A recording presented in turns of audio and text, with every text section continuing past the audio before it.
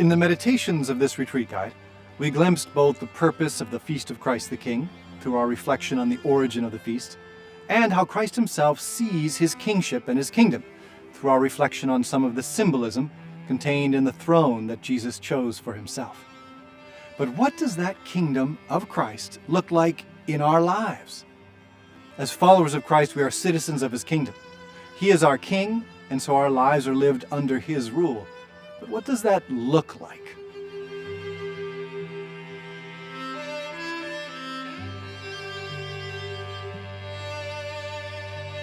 Jesus gave us a portrait of life in his kingdom, not only by his own example of life, but also in the very first words of his Sermon on the Mount, where he taught us the Beatitudes. As Pope Benedict XVI put it, the Beatitudes express the meaning of discipleship. What the Beatitudes mean cannot be expressed in purely theoretical terms. It is proclaimed in the life and suffering and in the mysterious joy of the disciple who gives himself over completely to following the Lord. The Beatitudes display the mystery of Christ himself, and they call us to communion with him. The Beatitudes are also a roadmap for the Church, which recognizes in them the model of what she herself should be.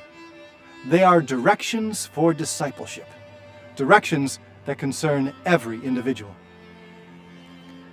The 8 Beatitudes, in other words, are criteria for daily actions in harmony with the wisdom and grace of Christ the King. When we make choices according to the law of Christ's kingdom, our lives resemble Christ's own life more and more closely. And that looks like what the Beatitudes describe. The Beatitudes are Christ's own marching orders for all the soldiers in his everlasting kingdom. In living them, we make that kingdom more fully present in our own hearts and in the world around us. So let's go through this portrait of a Christian disciple, point by point.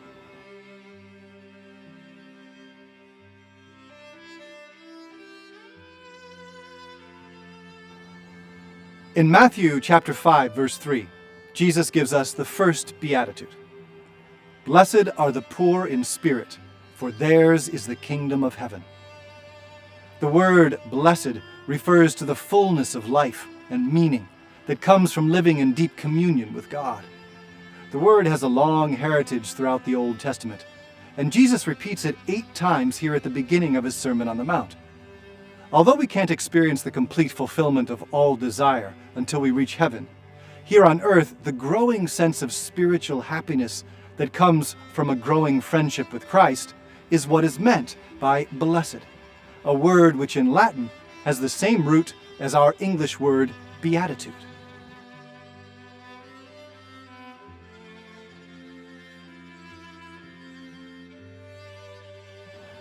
Every beatitude has a characteristic and a result. In this first one, the characteristic is being poor in spirit, and the result is entering the kingdom of heaven. Being poor in spirit means seeking fulfillment in our relationship with God, not in the accumulation of earthly wealth or honors. Riches and honors are not evil in themselves.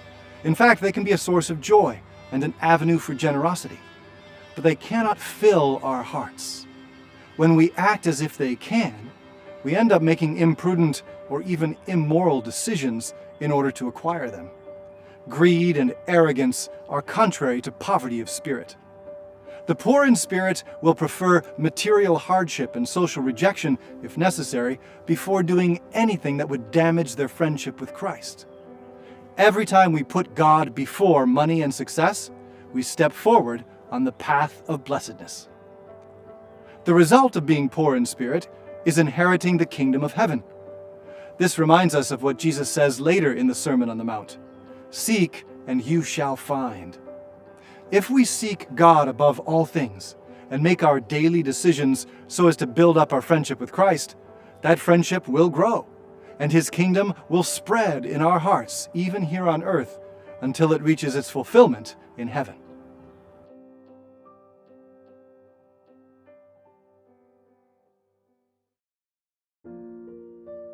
In the second beatitude, Jesus tells us, "Blessed are they who mourn, for they will be comforted." Mourning is the experience of sorrow, By this beatitude, we learn to moderate our pursuit of the pleasures of this world, and if necessary, to forego them altogether, in order to be faithful to Christ our King.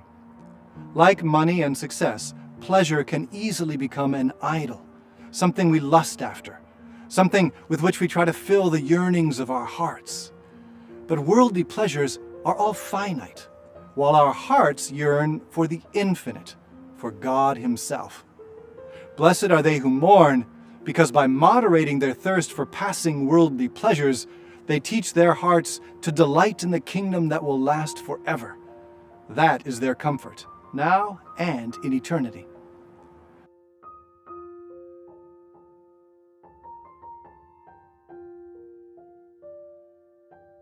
The third beatitude, "Blessed are the meek, for they will inherit the land," teaches us to moderate what philosophers call our irascible passions, and especially the passion of anger. Unchecked anger wreaks so much destruction, physical, social, and familial. But Jesus taught us that His kingdom is not of this world, and so He never forces His way on people. When He entered Jerusalem on Palm Sunday, instead of riding a mighty stallion, like a typical warrior king of ancient times, He rode a donkey colt. Meekness is the strength that comes with acts of patience and self-control.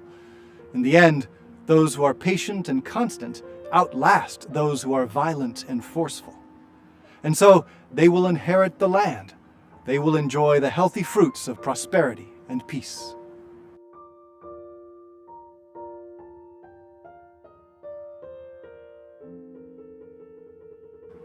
Those first three Beatitudes focus on spreading Christ's kingdom in our own souls, so that our desires and our inclinations are all harmoniously directed towards our true good. They put order within us. The fourth and fifth Beatitudes, on the other hand, put order in our relationships with other people. Jesus tells us, "Blessed are they who hunger and thirst for righteousness, for they will be satisfied." The righteous person is the one you can count on to faithfully fulfill his duty. In biblical terms, the righteous are those who are just, those who act justly and pursue justice in all their dealings and interactions with others. When we hunger and thirst for this righteousness, we fulfill the duties of justice not just reluctantly, but with a deep, ardent desire for the good that righteousness brings about. When we consistently choose to act in this way, we experience the sense of fulfillment that comes from being a person of integrity and authenticity. And that gives us a spiritual satisfaction that no other kind of achievement can supply.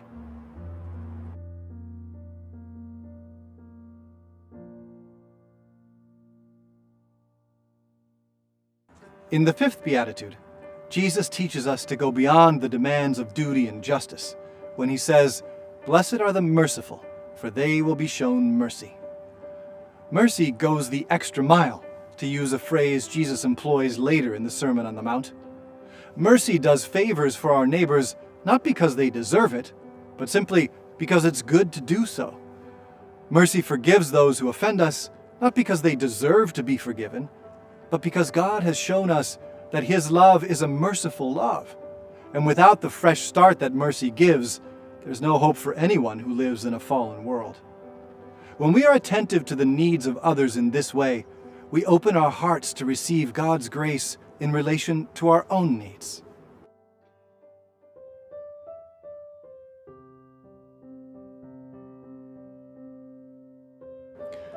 The sixth and seventh Beatitudes express the effects of living the first five. Jesus tells us that those who are pure of heart are blessed, for they will see God. Who are the pure of heart but those who, through God's grace, have cleansed from their hearts the idols of inordinate desire for money, pleasure, power, and worldly success, as shown in the first three Beatitudes. Seeking God before all these things, they shall be rewarded with a growing knowledge of Him until they come to see Him face to face in heaven. Then Jesus teaches that the peacemakers are blessed, and that they will be called the children of God.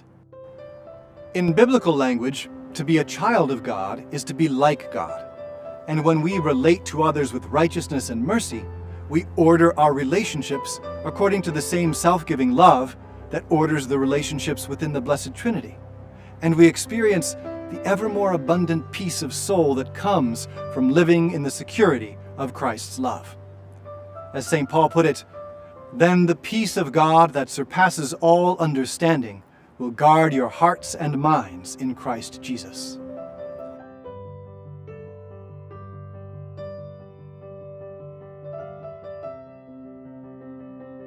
The final beatitude brings the portrait of a Christian disciple full circle, declaring that the kingdom of heaven, the reward of the first beatitude, also belongs to those who are persecuted for the sake of righteousness.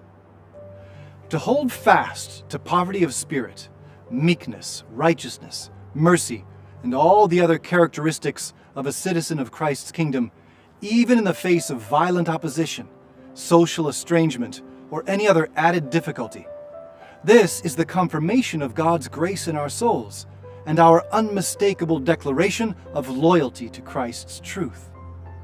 Poor in spirit, patient, self-controlled, just, merciful, constant amid suffering, acting in this way is how our King established his everlasting kingdom, and it is how we who are citizens of that kingdom continue to expand its borders and come to enjoy the purity of heart and the spiritual peace that reign there.